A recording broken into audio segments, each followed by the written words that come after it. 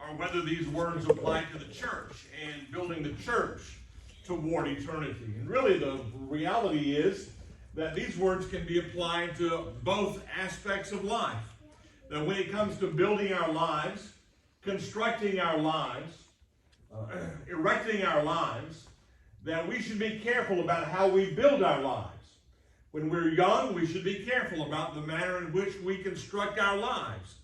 And Paul wants us to know that we should build with regard to eternity, not just with regard to the here and the now, the momentary, the existential, what's going on now, what's the fad of the moment. Paul says, don't build your life like that, but rather build toward eternity. Think about eternity as you build your life. But this can also be applied to the church in general, because Paul here is talking to the Corinthian believers, and he's saying this to them.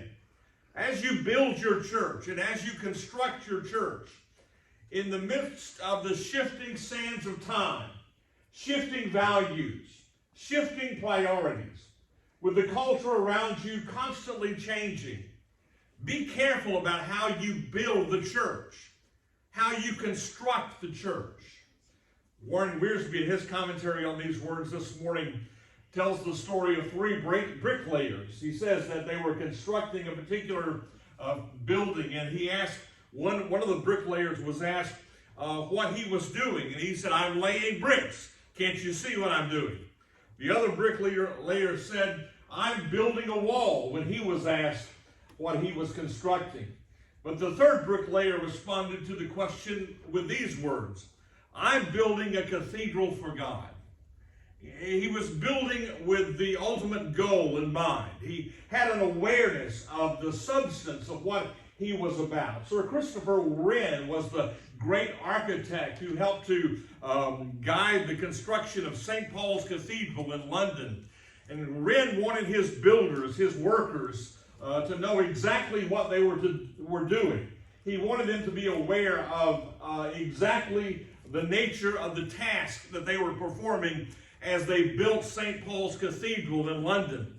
And so as a result of that, he constructed signs all around the grounds where the cathedral was being built that said, remember this, you are erecting a cathedral for God. You're building a temple for God. Remember what you're doing as you do what you do as a builder. You're not just going through monotonous activities, but rather you are building a structure for God himself. Christopher Wren was one of the greatest architects that the world has ever known. Paul was in agreement with Wren, because Paul says this, as we build our lives, we should be careful how we build. As we construct our congregations, we should be careful how we construct them. Because inevitably, in the midst of the shifting sands of time, shifting values, shifting worldviews, shifting philosophies, we're going to find that it is important for us to stay strong and to endure that inevitable shifting. Paul writes these words in 1 Corinthians chapter 3, beginning with verse 10. He says, by the grace that God has given me, here is what I have done. He says, I laid a foundation as a wise builder when I was there in the city of Corinth. He says, and when I laid the foundation as a wise builder, someone else now is building upon that foundation that I laid. But he says, bear this in mind. Each one of you should be careful with regard to how he or she builds. Paul says, build upon that foundation with care. Listen to his words in the next verse. For no one can lay any foundation other than the one that is already laid. There's no better foundation, he says, than the one that's been put in place. No better foundation for your life. No better foundation for the congregation. He says that one foundation that has already been laid is Jesus Christ himself. Nothing is a better foundation, he says, for life.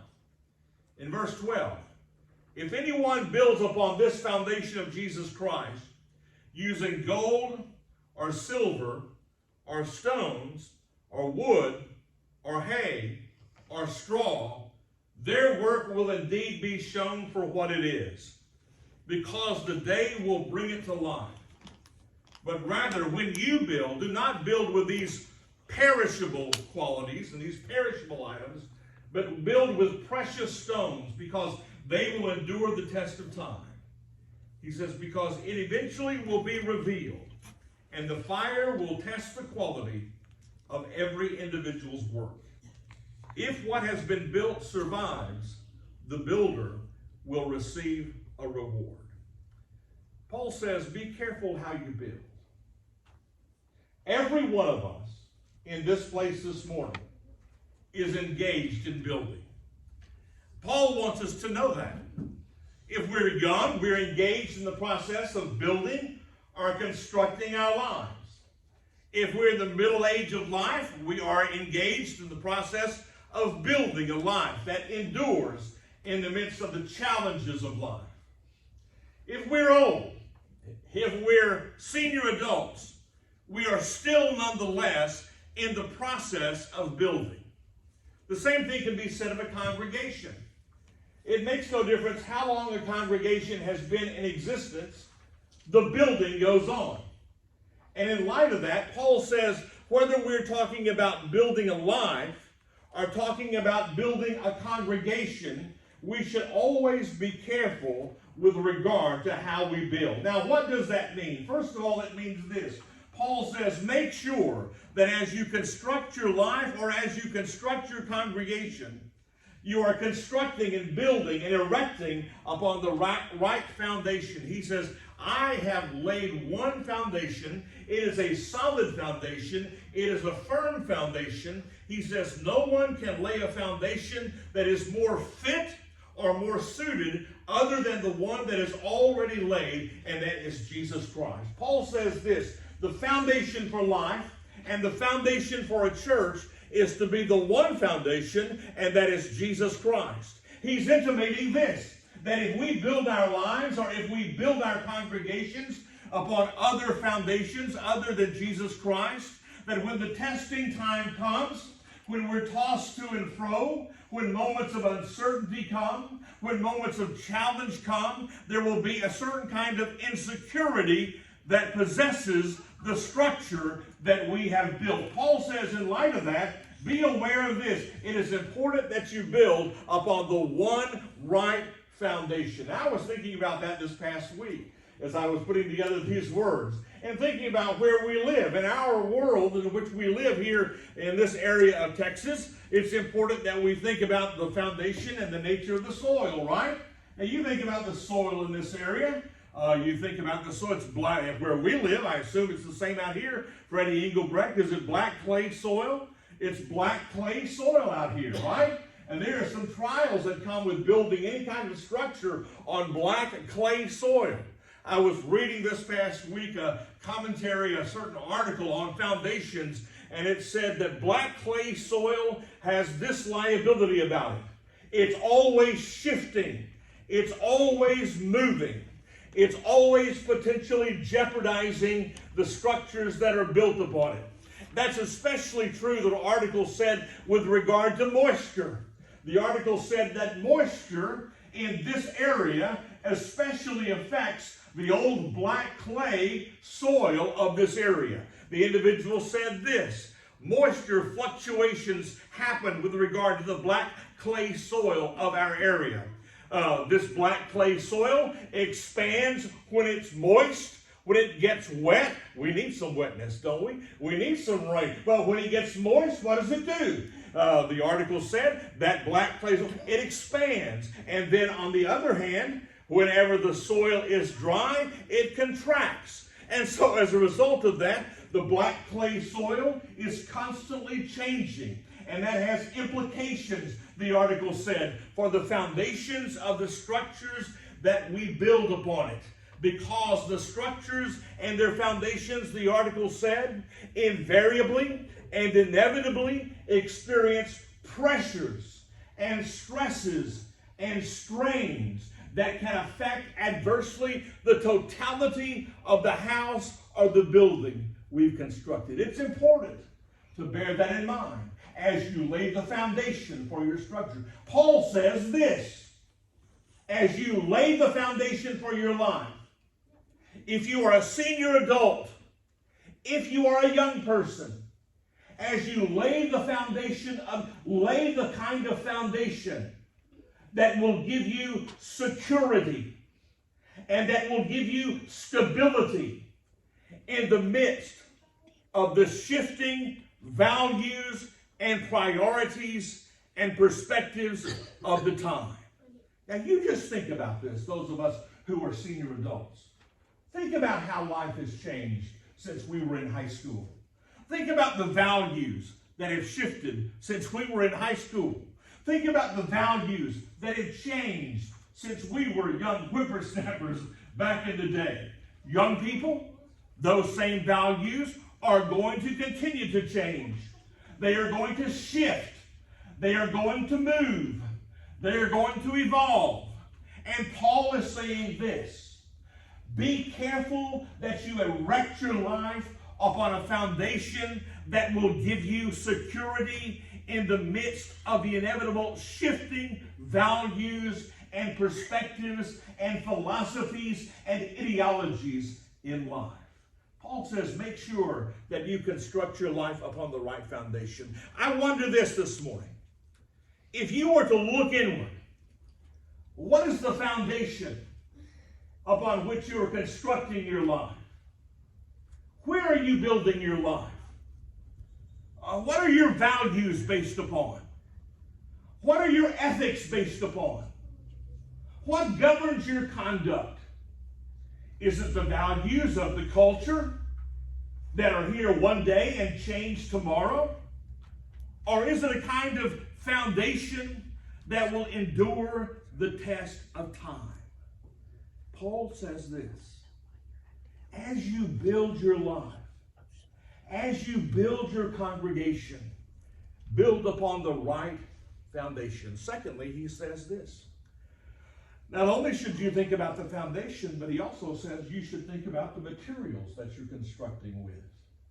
Think about this. He's like an architect. He's like Sir Christopher Wren. He says, make sure you have the right foundation.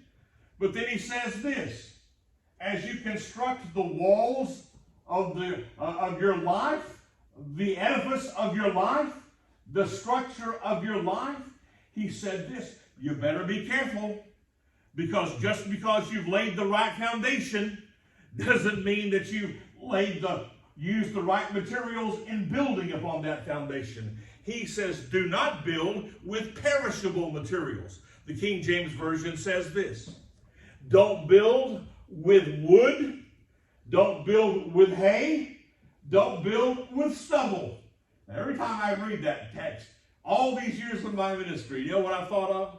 I thought of the story of the three little pigs, right? I do. Every time I read that text, I think of the story of the three little pigs. The old wolf comes along and says, I tell you what I'm going to do. I'm going to huff, and I'm going to puff, and I'm going to blow your house down. And some of their houses collapsed. That's what Paul's saying.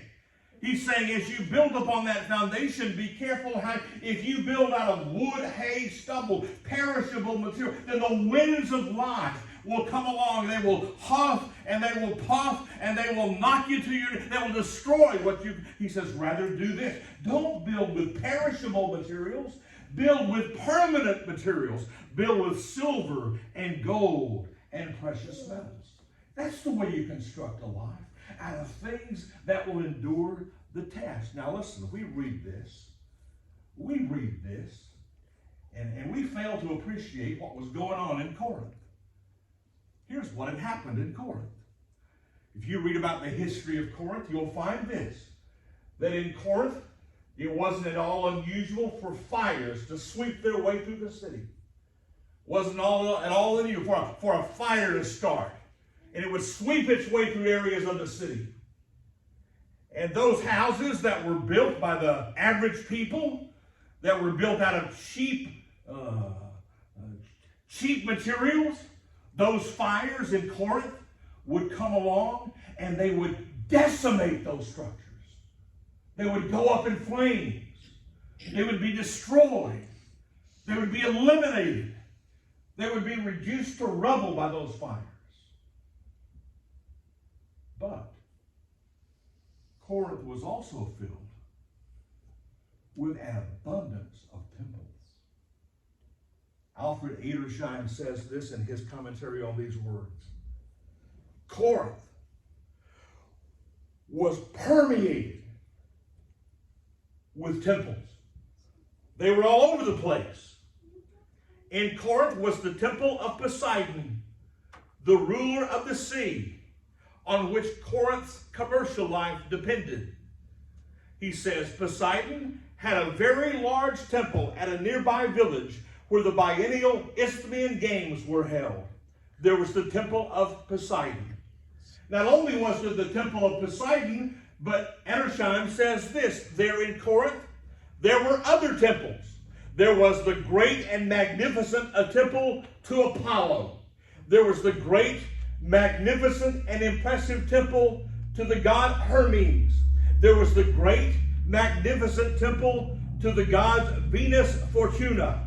There was the great temple to the god Isis. There was the great temple to the god Demeter. There was the great temple to the god Asclepius. These great temples were built out of stone. Out of stone. And Edersheim says this. When those fires would rush their way through Corinth, and those houses were consumed, destroyed, and decimated. Guess what? Those temples built out of the finest of the fine materials would stand sturdy and staunch, even though the fire swept through them. Paul says, take a lesson from that. Young person, husband, wife, senior adult, don't build houses out of thatched roofs that'll be destroyed. Don't build lives out of straw, wood, hay. Don't build, they'll be consumed, they'll be devastated. Build with the right kind of materials. Integrity, virtue, respect, character, morality, ethics. Why? Because when the fire comes, when the testing time comes, those people around you who've built out of wood and hay and stubble, they will not stand. Paul says, be careful how you're building on that foundation.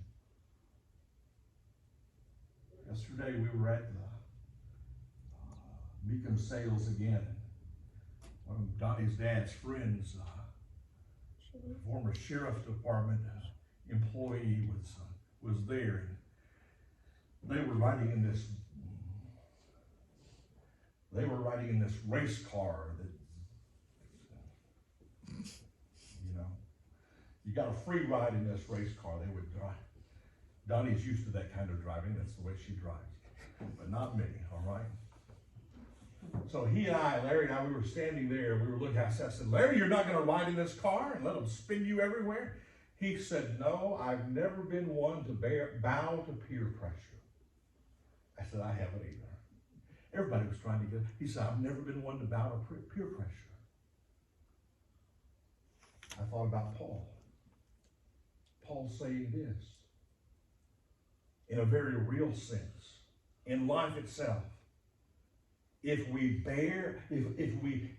give into, if we bow to peer pressure, if we go with the crowd, if we let them, listen to me, if we let them determine our values, if we let them determine how we're going to build our lives, how we're going to construct our lives, what our lives are going to be like, if we let them dictate that, if we give in to that, Paul says, when the fire comes, don't be surprised if what we've built doesn't stand. Paul says, build on the right foundation, build with the right materials, and finally, he says, do this as you're building. Build with eternity in mind.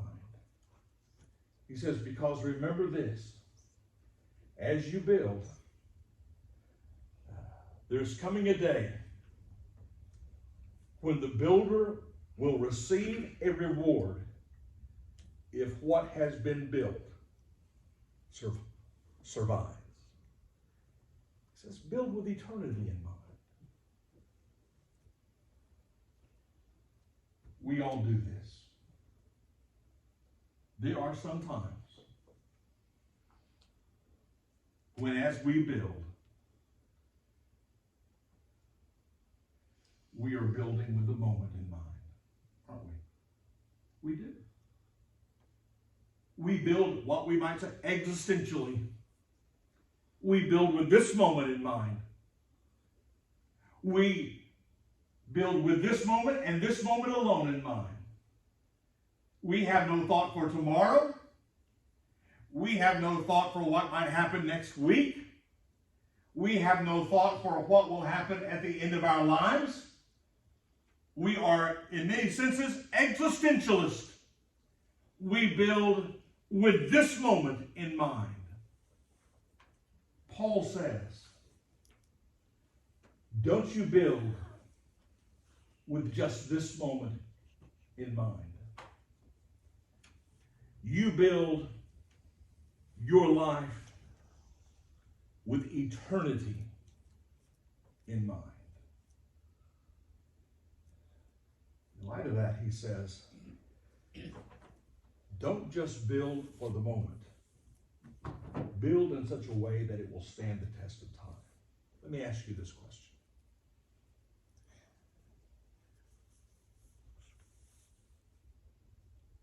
How are we building?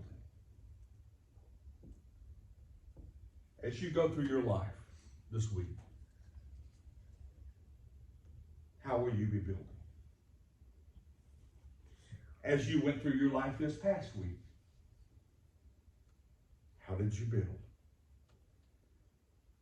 The right foundation? Or maybe some other foundation? Convenience? Popularity? Personal gain? Paul says the right foundation. Are you building cheaply? Wood, hay, stubble? Or are you building for eternity? When it comes down to the moment of decision about how you will live and who you will be,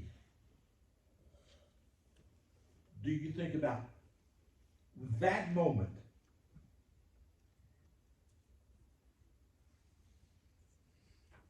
Or do you think about making a decision that will endure the test of time? Paul says, build for eternity. That's a good word for us all.